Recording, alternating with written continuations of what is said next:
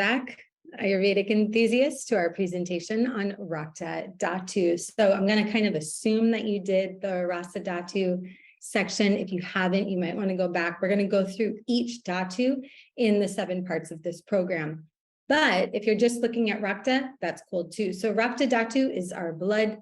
The qualities of Rakta are very similar to the qualities of Pitta Dosha.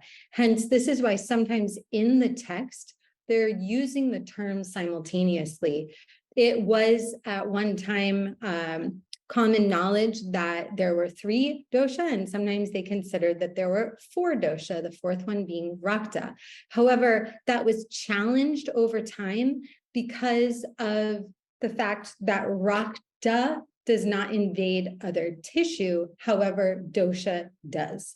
So we are going to consider it just a dhatu, but we can see that the qualities of it are going to be similar to Pitta dosha: liquid, fluid, unctuous, soft red. And when it gets hot, it's going to increase both Pitta and the quality of Rakta overall. The primary tastes that affect Rakta Dhatu are sweet, sour, salty, slightly pungent, and metallic. You might notice sometimes that if there is a Rakta imbalance, that you get a metallic, or you taste blood, is a common sign that there is an increase in Rakta. The function, it's providing life for the cellular activities, energy, warmth, complexion, and nourishing muscle tissue. Its updhatu, or the subtissue, is the blood vessels, the tendons, and the menstrual flow, which is artva. The rasa sara, or the positive signs of Rakta Dhatu, is in the complexion. There's a general warmth, rosiness to the cheeks and lips, lustrous eyes, pink hands and feet, sensitive, creative, happy, and bright with wisdom, intelligence, and brilliance. Sounds good. Improper functioning of Rakta Dhatu. So again, we can see either an increase in Rakta or a decrease in Rakta. So we're looking at Vrudhi or Kashaya. When we are in a Vrudhi state, there's a fullness of the blood vessels, bleeding tendencies, skin conditions, rashes, acne, eczema, red and warm hands and feet, red eyes, repeated infections, inflammatory conditions, conjunctivitis, hemorrhoids, enlarged spleen, and an enlarged liver. And because these are often the seats of, you'll notice, Pitta dosha, because of that connection, they can fluctuate depending on what's happening with the increase of Pitta. So you are going to see this kind of simultaneously, hand in hand. And when there is an increase, you can do things to decrease Pitta, and it's going to decrease the intensity of Rakta also, okay? When it is decreased, we're seeing anemia, collapsed blood vessels, paleness of the skin, lips, tongue, nails, dry, rough skin, breathlessness, cold hands and feet from lack of circulation, loss of luster of the skin, lack of enthusiasm, and heart palpitations. And the general causes of Rakta disorder are going to be things that aggravate Pitta if it's increased, like hot, spicy, pungent, fried foods, pickles, cheese, tobacco, marijuana, alcohol, psychedelics, loss of blood, excessive exposure to the sun or heat, working near a fire, repressed anger, hate, rage, liver, and spleen infection. And it's interesting to consider because you can feel these things. Like I noticed for myself, either sitting near a fire, or if you're out in the sun for a long period of time, you start to physically feel hot. You start to feel your blood more circulating, and you can notice you start to get agitated. You know, I can also notice if I'm out in the sun for a long time, the effects on my eyes, even swimming underwater with excess salt contact with the eyes. It's really interesting to see where things go into play. So it's not just consuming salt, but also the exposure over time can do the same thing. It's useful to break these things down in this way to understand them a little bit more. So when we look at this from a doshic perspective, though, even though there's a connection between Rakta and Pitta, we can see what happens when Vata or Kapha invade into Rakta Dhatu as well. Now, if we go back to the concept of Jatha Agni, primary digestion, we eat food. If there is an increase in Vata, it's going to result in Vata dosha accumulating and aggravating and flowing through the Dhatu, right? So it's moving into Rasa first, and then it's moving into Rakta Dhatu. If we consume foods high in Kapha, that is going to invade first Rasa and then Rakta Dhatu. So you can have any one of these dosha moving through the channels with the accumulation, aggravation, and manifestation occurring. So when Vata is consumed through diet and lifestyle, we are then going to see anemia, arteriosclerosis, that's lesions that lead to hardening of the arteries, general loss in motivation, coolness, varicose veins, slow healing wounds. Why? Because we're lacking circulation to the area. And Vata can dry up the blood. So around menstrual times, you may notice that the blood is a little bit darker. There could be clotting. It could also seem a little bit more sticky, like it's drying up. And there might be fluctuations of pieces in it that are indicating that Vata has dried up the blood while it's in the uterus. Here, also what we can tell with a connection between Rakta and its subtissue being the menses is that the blood flow could be increased or decreased in a Vruti or Kashaya state, if you're looking at this from a perspective of women's health. If Pitta is invading Rakta Dhatu, we have a lot of the Vruti signs, but we also could see liver and spleen disorders, red rashes, boils, oozing, bleeding, aggression, and all Pitta disturbances.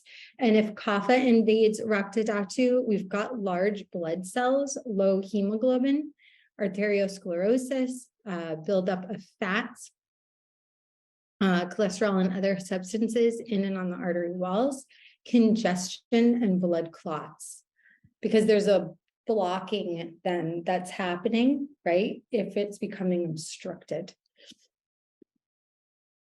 Signs of excess and deficiency in Rakta Dhatu. And again, I'm including these in various forms as the slide presentations because I find it to be helpful. So in that Vruti state, again, heat, bleeding, gout, hepatitis, jaundice, inflammation, high blood pressure, tumors, low Agni because it's too hot, increased Pitta, red or yellow skin, rapid pulse, and a red tongue. So if you see these signs in yourself or in a client, you're going to know that there's an increase in Rakta Dhatu, okay?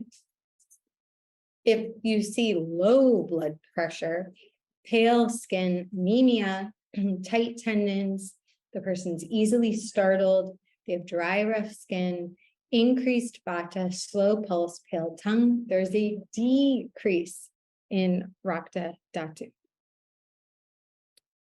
So we're going to go through some of the Dhatu karmas or actions that can happen. And these are going to be grouped into Rakta Vardhana and Rakta Stampana, okay? So Shoni Astapana. So this is something that's promoting the quality of blood by enhancing the formations by checking or stopping, choking, bleeding. Stambana. Astapana. Cooling in virya and astringent in taste. Retains the quality and quantity of Rakta or Rakta Dhatu. If there's excess loss of blood, we need to stop bleeding and increase the Rakta. So we're going to see these grouped into these two categories, okay? So the Rakta Vardhana, these are promoting or increasing Rakta, okay? So these would be used after blood loss. They could also be used after your menstrual cycle. Most things that are red are going to increase Rakta. So we could think of beets, dark colored carrots. This is really important to understand because I've talked about this. We don't always want to jump into herbal recommendations for people for two reasons. Sometimes the quality of Agni is low and they can't actually process the herbs. So it can actually hinder the digestive process when you're just adding more substances to it. The other is that I find a lot of times people are not taking the right quantity of the herbs. So it's kind of pointless when we can lean into things like beets for the same quality. Rakta is made of the fire and water element, and those foods are going to contain both. They're foods that are also anushna shita. So this means they're neither hot nor cold. as is Rakta. So Shatavari is a great example. It's bitter, sweet, cooling with a sweet vipaka, and it's also heavy and unctuous. So it's got a building quality to it. It's not a Ramayana, it's a Rasayana, and it's going to increase the mass and nourish the blood. Bala is another herb. I don't recommend this in practice. It's actually not used much in the United States internally. I think that might still be banned because of its ephedra-like components, but it's good for you to know from overall Ayurvedic herbology perspective. It's another sweet cooling herb with a sweet vipaka and heavy unctuous qualities. Bala clears excess pitta and vata, and it should be used with caution for those with stagnant kapha or high ama. Bala does have an affinity for all tissues and works on the circulatory system as a heart tonic and overall strengthening, nourishing herb. It's connected with the heart, and that's the herb actually that you see Hanuman carrying to Lord Rama. Okay. The hemostatic herbs, or the Rakta Stampana, are the ones that have the choking action that I mentioned. They're stopping internal bleeding. They're astringent cooling herbs. So examples of this would be red sandalwood, is a bitter, sweet astringent with a cooling virya and a pungent vipaka. It's kind of interesting. Sandalwood is dry and light with an affinity for many tissues, including the plasma and the blood. And it alleviates burning and heat. So this is one of the reasons why we use sandalwood in a lot of our topical recommendations for skin. We have a skin powder that we make with sandalwood and rose. And it's quite lovely because it's going to relieve any of the excess pitta in the skin. So we recommend it in the summertime or for those that have pitta type breakouts. Sariva or Anandamul is balancing to all three dosha: sweet, bitter, astringent, cooling, sweet vipaka, light and unctuous. It destroys ama, cools pitta inflammation, relieves burning sensations, and it's used to alleviate bleeding from excess heat. Anandamul is, I think it's kind of yummy with ghee. Ashoka, bitter, astringent, cold virya, and a pungent vipaka. Ashoka is light and dry, so it's gonna kind of dry out to alleviate bleeding. It's a uterine and cardiac tonic, but its stopping action can cause constipation. This is one I would not recommend in practice unless you're very familiar with the herb. Now, Rakta Pachak. So these are herbs specifically used for improving the quality and quantity of Rakta Dhatu. So they increase the Rakta Dhatu Agni and they heal the blood tissue. Okay, so patol, or the pointed gourd, is bitter, astringent, hot herb with a pungent vipaka. It's really light and dry. It's a dipana though, because because of that, and the fact that it's hot and pungent, but doesn't increase pitta. So it's got that prabhava, or that special effect. Small amounts can be used, but overuse could aggravate it over time and dry out vata dosha. So this is another one we want to be careful with. The sariva is sweet, bitter, astringent, cooling with a sweet vipaka, as we mentioned, specific for digestion and circulatory system, stimulates appetite without provoking pitta, useful for inflammation of the mucous membrane. So this is a much safer choice. And musta is pungent, bitter, astringent, cooling with a pungent vipaka. Musta is light and dry though, but it's got an affinity for the blood, circulatory, and digestive systems. It stimulates Agni, digestion of food, and helps relieve toxins, alleviates intestinal pain, stops diarrhea, reduces accumulation in the channels, and purifies the body. In excess, again, it can dry out vata dosha due to the drying nature. So that's another one I would use. Out of all of these, I'd probably recommend most commonly the sariva. So another dhatu, Rakta Dhatu karma or action would be anticoagulants. And so these are going to be hot, sharp properties in herbs that dilate the blood vessels and obstruct the natural coagulation process. So they're increasing bleeding, right? Which is why they're known as anticoagulants. So herbs like guglu, which has like a scraping nature to it. It's going to like pull ama off. Long pepper, black pepper, chitrak, and ginger are commonly used for accumulation of blood in one area of the body because they're going to provide heat and the stimulation for things to move if there is clotting. Rakta Dushana. So a Dushana would be blood vitiating. Herbs that vitiate the blood, so they're causing burning, warmth, hot, sharp, and pungent things. It's good to know these. So yogurt and sour foods, fermented foods, fried foods, the things that would aggravate pitta dosha. Incompatible dravyas, substances, like if something, we don't want to take things with opposite qualities all the time, right? Like something that's cooling and warm.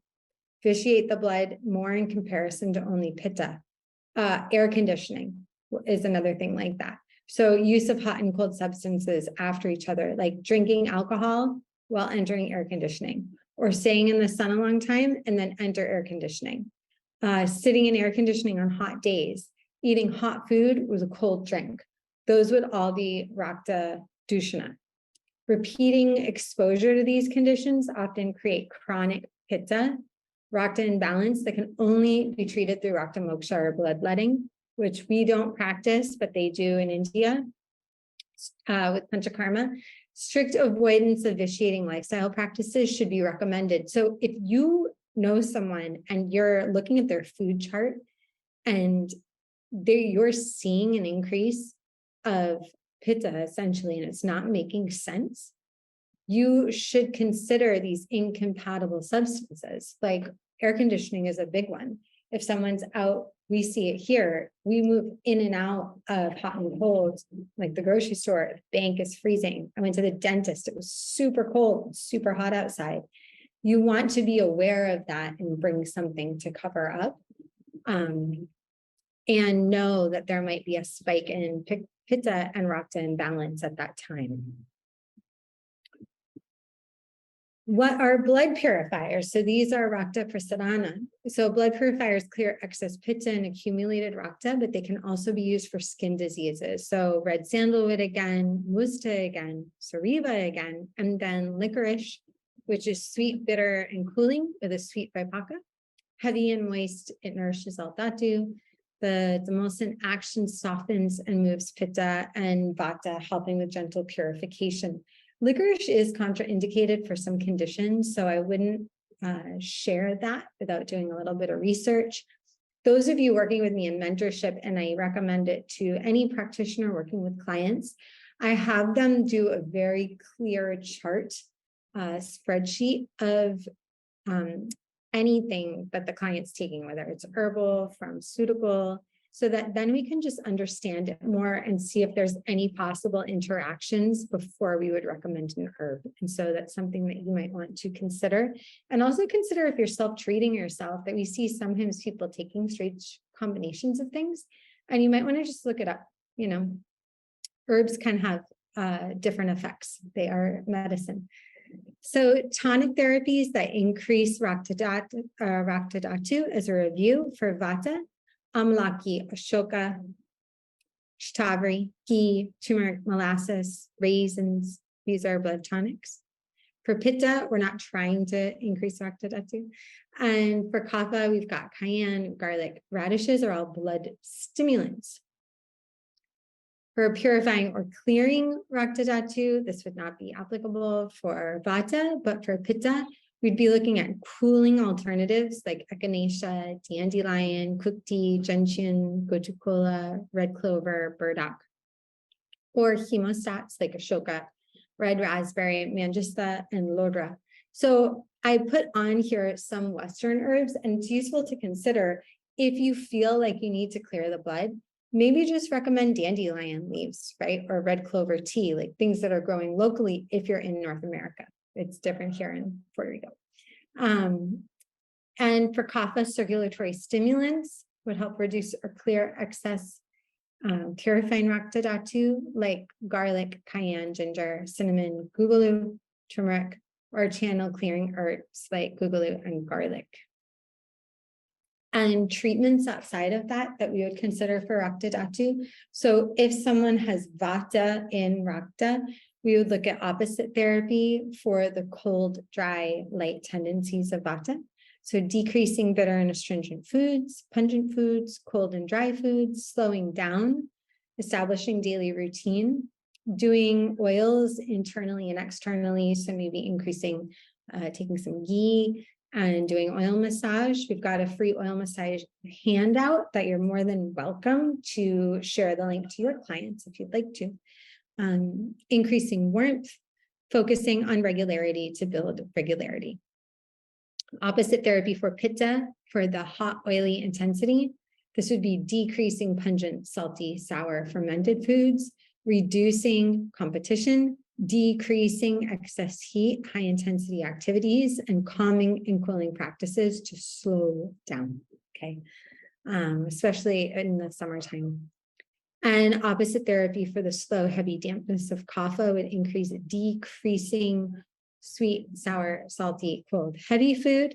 You would want them to add activity and dynamic exercise and increase heat with spicy warm teas, like the ones we've got here. So they could make like a nice ginger cinnamon tea. That would be lovely. So I hope this was helpful. Be sure to get the next session as we continue along our dhatus.